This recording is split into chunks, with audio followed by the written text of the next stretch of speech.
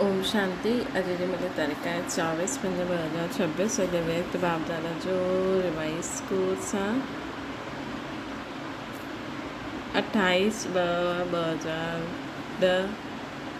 देह भान जी महिमे जी होली जलाए करे परमात्मा संग जे रंग जी होली मल्हायो। अॼु होलीअ बाप पंहिंजी होली ॿारनि सां होली मल्हाइण आया। चारों ओर जे ॿार दूर दूर सां स्नेह में दिलि में समायल आहिनि। बाप दादा चारों ओर जे ॿारनि जे मस्तक में भाग्य जो सितारो चमकंदो हुओ ॾिसनि था। एतिरो वॾो भाग्य सॼे कल्प में ॿियो कंहिंजो बि न हूंदो। हिन संगम युग जी प्राप्ति जे आधार सां तव्हां ॿार ई एतिरा श्रेष्ठ पवित्र ठहींदा आहियो जो भविष्य में तव्हां डबल पवित्र ठहींदा आहियो। आत्मा भी पवित्र तो शरीर भी पवित्र। सॼे कल्प में चक्कर लॻाए करे ॾिसो कोई धर्मात्मा भी डबल पवित्र न ठहियो। तव्हां ॿार पवित्र भी ठहींदा आहियो, डबल पवित्रता जी निशानी आहे, डबल ताज़दारी भी ठहींदा आहियो। अॼु होली सभु मल्हाईंदा आहिनि, लेकिन तव्हां हिन समय जो डबल होली अर्थात पवित्र ठहींदा आहियो। हुन जी यादगार उत्सव जे रूप में होली मल्हाईंदा आहिनि। तव्हांजी ही हर क़दम क़दम जो जीवन जो महत्व उत्सव जे रूप में मल्हाईंदा आहिनि। तव्हां हिन संगम ते हर ॾींहुं हर क़दम उमंग उत्साह में रहंदा आहियो। तव्हांजे उमंग उत्साह जो यादगार या उत्सव जे रूप में मल्हाईंदा आहिनि। छो उमंग उत्साह रहंदो आहे? छो जी परमात्मा संग जे रंग जी होली मल्हाईंदा आहियो त तव्हांजो हर क़दम उत्सव जे रूप में मल्हाईंदा आहिनि। हाणे होली पहिरियों जलाईंदा आहिनि, पोइ मल्हाईंदा आहिनि। तव्हां बि संगम ते हाणे पंहिंजे पुराणे स्वभाव संस्कार खे योग अग्नि सां जलाईंदा आहियो। छो जी पंहिंजे पुराणे संस्कार खे जलाइण जे बिना परमात्मा संग जो रंग न लॻी सघंदो आहे, परमात्मा मिलन न थी सघंदो आहे।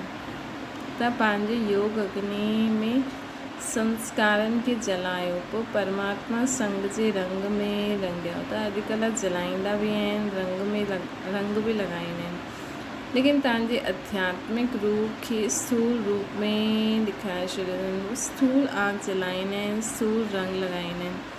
छो जी हाणे बॉडी कॉन्शियस वृत्ति आहे न। तव्हां होली मल्हाईंदा आहियो, तव्हां होली ठाहींदा आहियो, उहो होली मल्हाईंदा आहिनि। सॼे कल्प में कोई बि आध्यात्मिक होली मल्हाए करे डबल होली न ठहिया आहिनि,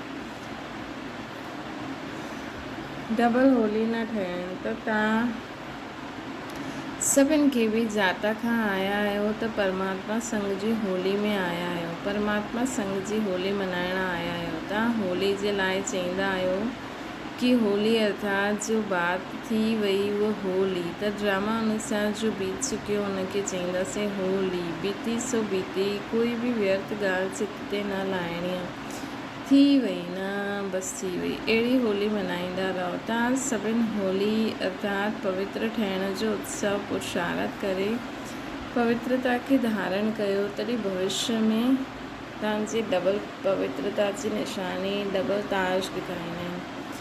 अॼु जे ॾींहुं तव्हां हर हिकु बार छा जलाए करे वेंदा आहियो? बाप दादा ॾिठो आहे कि जनम ॾींहं ते जो बाप होमवर्क ॾिनो हुई, क्रोध खे जनम ॾींहं ते जनम ॾींहं जी गिफ्ट ॾियो, त हुनजी रिज़ल्ट बाप दादा वटि कुझु ॿारनि जी अॼु पहुची। बाप दादा ॾिठईं कि किथे किथे ॿारनि अटेंशन ॾिनो आहे, तव्हां सभिनि बि पंहिंजी रिज़ल्ट कढी हूंदी। त जो बि अॼु वेठा आहियो उन्हनि पंहिंजी रिज़ल्ट कढी, उन्हनि पंहिंजी रिज़ल्ट में कंट्रोल कयो, सफलता जो अनुभव कयो, उहो हथ उठायो, सफलता खे प्राप्त कयो, वॾो हथ उठायो, टीचर्स हथ उठायो, फोनस हथ उठायो, सभिनि उठायो। अच्छा, मुबारक हुजे। हिन सां तव्हां सभिनि पंहिंजे में हिमत रखी कि हिमत जो फल प्राप्त थी सघंदो आहे।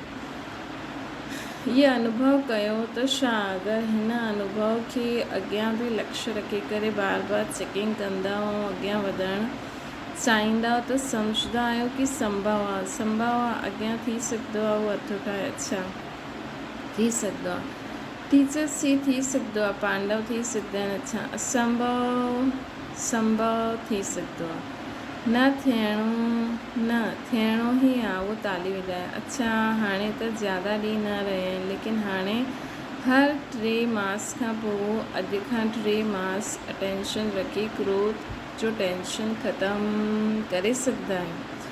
करे सघंदा आहियो हथ ठाहियो। अच्छा ये त ख़ुशख़बरी ॾाढी सुठी आहे। छो क्रोध जो कारण छा हूंदो आहे, क्रोध जो बीज छा हूंदो आहे।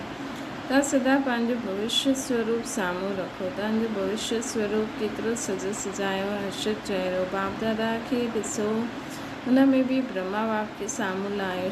शिव बाबा त निराकार आहे, लेकिन ब्रह्मा बाबा तव्हांजी सदृश साकारी रूपधारी आहिनि। तव्हांजी सदृश ज़िम्मेवारी जो ताज पोइ बि सदा मुस्कुराईंदो उहो ख़ुशनुमा चहिरो। छो जी इन विकारनि ते विजय प्राप्त कई आहे। शरीर हूंदे हुए बि कार्य कंदे तव्हांजे अॻियां एग्ज़ाम्पल रहिया। ब्रह्मा बाबा खां ज़्यादा तव्हांजी ज़िम्मेवारी आहे। बाबा प्रश्न पुछनि, ब्रह्मा बाबा जी ज़िम्मेवारी जे अॻियां तव्हांजी ज़िम्मेवारी त कुझु बि न आहे। लास्ट ताईं ॾिसो, कर्मातीत वाइब्रेशन सां में अव्यक्त फ़रिश्तो ठही आहे। त हाणे बाप दादा खे ॾी हुई सौगात वापसि त न वठंदव न। बाप दादा सम्झंदा आहिनि कि कारोबार में ईंदा आहिनि त किथे किथे अहिड़ा सर्कमस्टांसिस ठहींदा आहिनि। छो कईं रिज़ल्ट में बि लिखियो आहे कि तेज़ आवाज़ थी वेंदी आहे, मूड में थोड़ी तेज़ी थी वेंदी आहे, लेकिन जॾहिं अहिड़ी ॻाल्हियूं साम्हूं ईंदियूं आहिनि तॾहिं ई विजय ठहिण जो चांस आहे। ॻाल्हियुनि जो कमु आहे अचणु, लेकिन तव्हांजी नॉलेज ॻाल्हियुनि सां तव्हांखे पार विजयी ठाहे त पसंदि आहे न।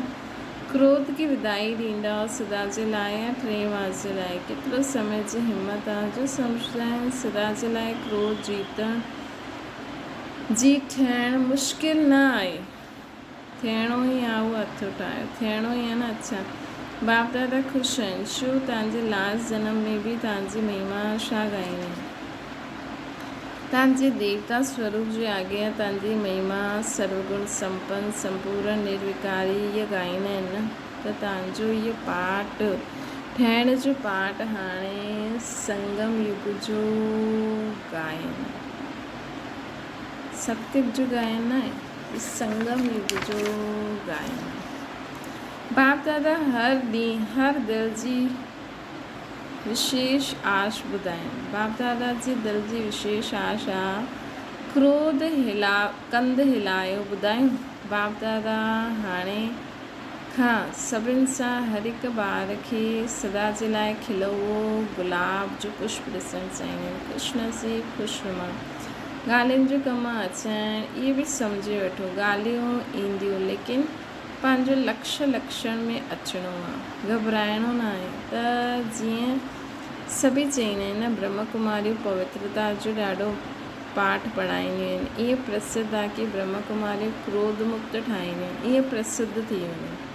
छो जो क्रोध सां मुक्त थियणु सभु चाहींदा आहिनि। तनाव थींदो आहे त तनाव पैदा थियो, हिन करे सभई चाहींदा आहिनि, लेकिन उन्हनि खे विधि न ईंदी आहे। जीअं पवित्र ठहिणु असंभव सम्झंदा आहियो, लेकिन हाणे तव्हां सभिनी अनुभव जे आधार ते सां सम्झंदा आहियो कि थी सघंदो आहे, है न। जीअं दुनिया वारा असंभव सम्झंदा आहिनि, लेकिन हाणे त सम्झंदा आहियो थी सघंदो आहे। ईअं ई हाणे हिन वर्ष इहा लहर फैलायो कि क्रोध जीत ठही सघंदा आहियूं। कोई मुश्किल न आहे। अहिड़ो एग्ज़ाम्पल जे अनुभव प्रैक्टिकल स्टेज में लाहियो। बाप दादा ॾिठो आहे कि ॾाढा ॿार कार्य कंदे बि क्रोध जी ठहे। अहिड़ो दृष्टांत तव्हांजे परिवार में ब्राह्मण परिवार में ठहिया आहिनि। त हिन वर्ष छा कंदव? होली मल्हाइण आया आहियो न, त होली में छा कंदव? कुझु जलाईंदा त अॼु जी होली में तव्हां छा जलाईंदव? क्रोध खे त करे वरितो, इन जो पको कंदव न। क्रोध बाबा चवनि था अॼु जी होली में तव्हां छा जलाईंदव? क्रोध जो त करे वरितो, हिनखे पको कंदव। लेकिन बाप दादा ॾिठो आहे कि तनाव में अचण जे कारण देह अभिमान जो मैं शब्द, देह अभिमान जो हिकु आया मां आत्मा, इहे मां आया, लेकिन देह अभिमान जो मां शब्द अभिमान जो बि हूंदो आहे, अपमान जो बि हूंदो आहे, दिलि शिकस्त जो बि मामा हेठि किराईंदो आहे। त अॼु क्रोध जीत जे अॻियां वधण लाइ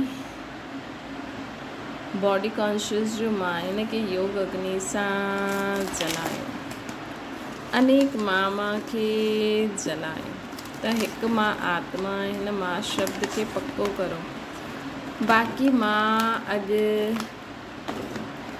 योग अग्नि सां जलाए छॾियो। हिकु मां आत्मा पको करो, बाक़ी सभु मां जलाए छॾियो योग अग्नि सां। ऐं मां आत्मा हिन मां शब्द खे पको करो, बाक़ी मां अॼु योग अग्नि खे जलाए करे जलायो। अनेक मां आहिनि त अॼु जलाइण जी होली मल्हायो। छोजी क्रोध जो कारण तनाव ॾाढो थींदो आहे, त हिन मैं खे समाप्त करण लाइ अॼु पंहिंजे अंदरि संकल्प करो जलाइणो आहे। छोजी इहा बि त बोझ आहे न, त ट्रेन में वञो, प्लेन में वञो त इहा बोझ हिते जलाए करे वञिजो। जलाए सघंदा आहियो। जो सम्झंदा आहिनि हिमत बच्चे मदद बाप साथ आहे ही, त विजय बि साथ आहे। जो इहे सोचंदा आहिनि कि मूंखे विजयी ठहिणो आहे, उहा हथु उठायो, ठहिणो ई आहे। अच्छा, जो अॼु VIPs आया आहिनि उहा हथु उठायो। VIPs आया आहिनि, उठो, खड़ा थियो, हथु उठायो, ताली बि त वॼायो, ताली त वॼायो। विजयी ठहींदा, ॾिसो, जो बि विजयी ठहींदा उन हिकु हिकु खे माला पाइणी आहे। मुबारक हुजे, मुबारक हुजे। अच्छा, हाणे त VIPs आया आहिनि, सभु हिमत वारा आहिनि, इन करे बाप दादा वरदान ॾींदा आहिनि। हिन समय तव्हां जो हिकु जन्म जे लाइ कहिड़े बि कार्य में VIPs ठहिया आहियो, लेकिन बाप दादा तव्हां हिमत वारे ॿारनि खे हाणे VIPs न चईंदासीं, ॿार चईंदासीं। बाप दादा इहे वरदान ॾींदा आहिनि कि गारंटी आहे कि तव्हां सभु 21 जन्म VIP ठहींदव। इहे इलेक्शन सलेक्शन न हलंदो, त सभई हिकु ॻाल्हि छॾणु, त सिर्फ़ु हिकु ॻाल्हि छॾणी न आहे। जीअं हाणे संबंध संपर्क, त सिर्फ़ु हिकु ॻाल्हि छॾणी न आहे। जीअं हाणे संबंध संपर्क में आया आहियो, ईअं हिन ब्रह्मण परिवार जे कनेक्शन खे छॾणो न आहे। छा ॻाल्हि न छॾणी आहे?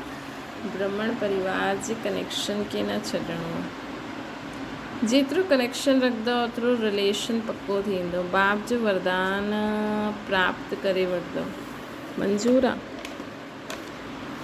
कनेक्शन रखणु मंज़ूर आहे? हथु उठायो। अच्छा, बाप दादा फूलनि जी माला खणी करे अॻियां वधाई। इहा माला तव्हां सभई पाइणो आहे। तव्हां सभिनि खे, तव्हां सभई नया ॿार आहियो, रियल गोल्ड ॿार आहे, सदा बाप जे आज्ञाकारी आहियो न, त अॼु हिन मां खे जलाए करे ई वञिजो। त पहिरीं बारी आई उहा हथु उठो, जो पहिरीं बार आया आहिनि। अच्छा, बाप दादा पहिरीं बार अचण वारनि ॿारनि खे पहिरीं बार जी पदम गुणा मुबारक ॾींदा आहिनि। लेकिन जीअं हाणे पहिरीं बार आया आहियो, इहे ई पहिरियों नंबर फस्ट डिवीज़न में अचिणो आहे। पहिरियों नंबर में त फिक्स आहियो, लेकिन फस्ट डिवीज़न में अचो, इहा हिमत आहे? हथु उठायो जंहिंमें हिमत आहे। ॾिसो, सोचे के हथु उठायो। अच्छा, त लक्ष्य रखो कि असां लास्ट आया आहियूं, लेकिन फास्ट वेंदासीं, छोकी समय जो कोई भरोसो न आहे। हाणे जो करिणो आहे उहो तीव्र पुरुषार्थ ठही करे करो, छोकी ॾाढे समय जो पुरुषार्थ आहे, सभिनि खे थोरो समय में पूरो करिणो पवंदो आहे। त हिमत आहे न, हिमत आहे, हथु उठायो। ॾिसो, तव्हांजो फ़ोटो निकिरे थो। बाप दादा अहिड़ी हिमत वारनि खे मुबारक ॾींदा आहिनि कि हिमत तव्हांजी मदद बाप जी, लेकिन हिमत न हारणी आहे। पंहिंजे भाग्य जो सितारो सदा चमकंदो रहणो आहे, छोजी हिन जन्म जो तीव्र पुरुषार्थ न तीव्र पुरुषार्थ अनेक जन्म जो भाग्य ठाहिण वारो।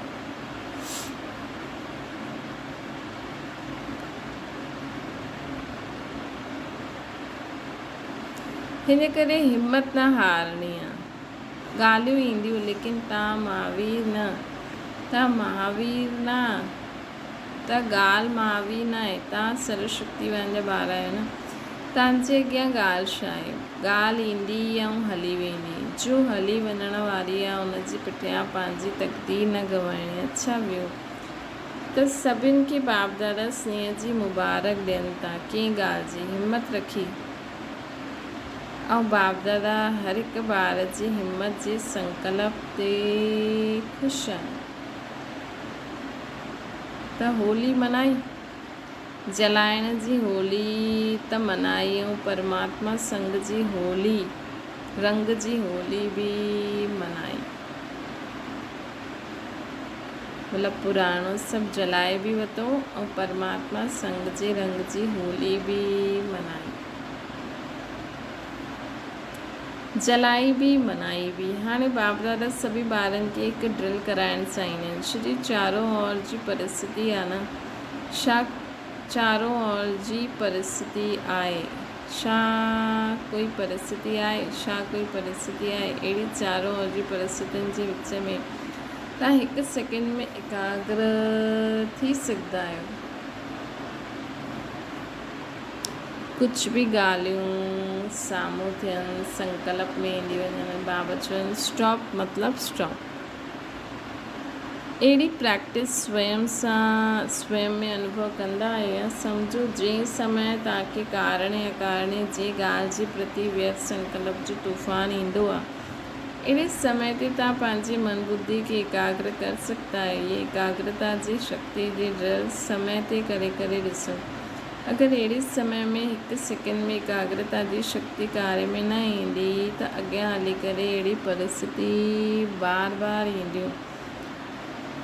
अगरि त अॼु बाप दादा सेकेंड में फुल स्टॉप अर्थात एकाग्रत स्थिति जे अभ्यास ते अटेंशन खिचवाइणु चाहींदा आहिनि। त बाबा अॼु असांखे क्रोध मुक्त ठाहिणु चाहींदा आहिनि, मापन ख़तमु थी वञे ऐं एकाग्रचित थी सघूं। हिन जे लाइ बाबा अटेंशन खिचवाइनि था। बाबा चवनि था व्यर्थ खे पूरी रीति समाप्त करे डबल पवित्र ठहिणो। सतयुग में असां डबल पवित्र हूंदासीं, हाणे आत्मा खे पवित्र ठाहिणो।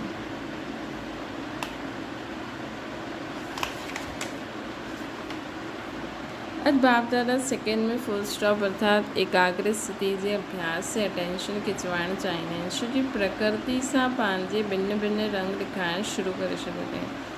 चारों ओर छा छा थींदो रहंदो आहे उहो तव्हां सभु ज़्यादा ॼाणंदा आहियो। त ईअं पंहिंजे मन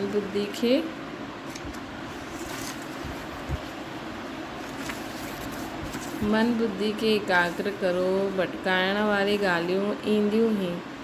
हाणे इहे प्रैक्टिस करो कि मन खे बुद्धि खे तव्हां हिकु सेकेंड में परमधाम में टिकाए सघो। स्टॉप मतिलबु स्टॉप। हाणे पंहिंजे खे फ़रिश्ते स्वरूप में टिकायो। हाणे पंहिंजे खे ब्रह्मण मास्टर सर्वशक्तिवान स्थिति में स्थित करो। या मास्टर सर्वशक्तिवान स्थिति में स्थित थी वञो। बाप दादा ये ड्रिल कराई। अहिड़ी प्रैक्टिस सॼे ॾींहं में जॾहिं बि समय मिले बार बार मन खे एकाग्र करो। जो चाहे जाते चाहे उते मन खे एकाग्र करो। पुरुषार्थ 1 मिनट लॻे, 1 सेकेंड में फुल स्टॉप। छो जी अहिड़ो समय हलचल जो हाणे तयारी करे थो। इन करे मास्टर माइंड कंट्रोल मन मुंहिंजो, मां मन न। मुंहिंजो मन त मुंहिंजे जे मथां मां जो कंट्रोल हुजे। इहा ड्रिल ॾाढी आवश्यक आहे। सभी जो भी आया आहिनि बाप दादा खे हिकु हिकु ॿार प्यारो आहे। शो कहिड़ो बि आहे लेकिन बाप दादा हर ॿार खे कोटनि में कोई आत्मा ॾिसंदा आहिनि। चाहे पुरुषार्थ में कमज़ोर आहे लेकिन बाप जो प्यारो ठहियो। दिलि सां चईंदा आहिनि मुंहिंजो बाबा। इन करे बाप जो बि अति प्यारो आहे, है न। चाहे पुरुषार्थ में कमज़ोर आहिनि लेकिन बाप जो प्यारो आहिनि न। बाबा त सभु ॿारनि खे प्यारु कंदा आहिनि। सिर्फ़ु बाप दादा हिकु ॻाल्हि पोइ बि यादि दिलाइनि था कि पंहिंजो चहिरो सदा ख़ुशनुमा ख़ुशी में चमकंदो उहो रहे। ॻाल्हियूं हली वेंदियूं लेकिन ख़ुशी न वञे। संगम युग जी ख़ुशी परमात्म गिफ्ट आहे। त होली अवतार कोई बि अहिड़ी ॻाल्हि अचे त यादि करिणो आहे कि होली मल्हाइण आया आहियूं। जो होली ॻाल्हि होली ख़ुशी न वञे। परमात्मा सौगात खज़ानो आहे ख़ुशी। संगम युग जी गिफ्ट बाबा द्वारा। संगम युग ते अगरि असां ख़ुशि न रहंदासीं त काथे गड़बड़ी आहे। बाप दादा सभु चईंदा आहिनि, हीअ स्लोगन सदा यादि रहे, ख़ुशि रहणो आहे, ख़ुशी बांटणी आहे, जेतिरो बांटदा ओतिरी वधंदी। ऐं ख़ुशनुमा चहिरो हलंदे फिरदे ऑटोमेटिकली सेवा कंदो रहंदो। जो बि ॾिसंदा उहे इहे ई सोचंदा छा मिलियो। त अॼु होली जी दिलि ख़ुशि मिठाई आहे ख़ुशी। सभिनि खाधी सदा खाईंदो रहणो आहे, हिन में कोई बीमारी न थींदी आहे। अच्छा, बाप दादा पोइ बि इशारो ॾींदा आहिनि कि स्वपुरुषार्थ सां स्व उन्नति ऐं सेवा जी उन्नति ॿिन्हिनि तरफ़ अटेंशन ॾींदा रहो, अॻियां वधंदा रहो, सदा उड़ंदा रहो, उड़ाईंदा रहो। स्वपुरुषार्थ सां स्व उन्नति सां सेवा जी उन्नति ॿिन्हिनि तरफ़ अटेंशन ॾींदा रहो, अॻियां वधंदा रहो, सदा उड़ंदा रहो, उड़ाईंदा रहो। अच्छा, चारो अॼु बाप दादा जे स्नेह में समायल हुआ यादि ऐं सेवा में सदा अॻियां वधण वधाइण वारा, अमृत वेलो सभिनि सां सुठो पावरफुल ठाहिण वारा, मन सां सेवा द्वारा रहम दिल दयालु कृपालु ठही आत्माउनि खे कुझु न कुझु अंजलि ॾियण वारा, पंहिंजे हिन विधि खे अॻियां वधाईंदा हलो। बाप दादा ॾिसंदा आहिनि कि हर हिकु ॿारु उमंग उत्साह में रहंदो आहे, लेकिन हाणे एडिशन छा कंदा, सदा शब्द ऐड करो कि सदा ई अॻियां वधंदा आहियूं, वधाईंदा आहियूं। कॾहिं कॾहिं शब्द डिक्शनरी सां कढो त चारो अर्ज ॿारनि होली बि मनाई, जलाई बि ऐं संग जो रंग बि लॻायो। बीती की बीती कई होली मनाई। इन करे बाप दादा चारो अर्ज ॿारनि खे सम्मुख ॾिसी दिलि में ॾिसनि था। बाप दादा पदम पदम गुणा यादि प्यार बि था ॾियनि ऐं नमस्ते बि था करनि। वरदाना सदा फरमान जी तिलक खे धारण करे फर्स्ट प्राइज़ वठण वारा फरमान बरदार ठहो। जे ॿारनि जे मस्तक ते फरमान बरदारी जी स्मृति जो तिलक लॻल आहे, हिकु संकल्प बि फरमान जे बिना न आहे, न कंदा आहिनि कि फर्स्ट प्राइज़ प्राप्त थींदी आहे। जी सीता खे लकीर जे अंदरि वेहण जो फरमान हुयो, इहा हर क़दम उठाईंदे हुए संकल्प कंदे हुए बाप जे फरमान जी लकीर जे अंदरि रहो त सदा सेफ रहंदा। कोई भी प्रकार जे रावण जे संस्कार वार न करे सघंदा ऐं समय बि व्यर्थ न वेंदो। स्लोगन आहे कहिड़े बि लगाव, कंहिंमें बि लगाव आहे त उहो लगाव पुरुषार्थ में अलबेलो अवश्य ठाहींदो। त लगाव पुरुषार्थ में अलबेलो ठाहींदो। कंहिंमें बि लगाव न हुजे, इंसाननि में बि न त जानवरनि में बि न त चीजुनि में बि न, खाइण पीअण में। अव्यक्त इशारो आहे, सदा हिक जी यादि में रही करे हिकु रस अवस्था ठाहियो त 111 में ईंदा। ॿाहिरि रहंदे हुए बि इहे पाठ पको करो, सी फादर फॉलो फादर, त कहिड़ी बि परिस्थिति में डगमग न थींदो। ब्रह्मा बाबा जे साम्हूं केतिरी बि ॻाल्हियूं आयूं, लेकिन ॻाल्हियुनि खे न ॾिसी हिकु बाप खे ॾिसो, इन करे नंबर 1 ठहिया केरु, ब्रह्मा बाबा। त फॉलो फादर करो। अच्छा, ओम शांति। बाबा खे यादि करो।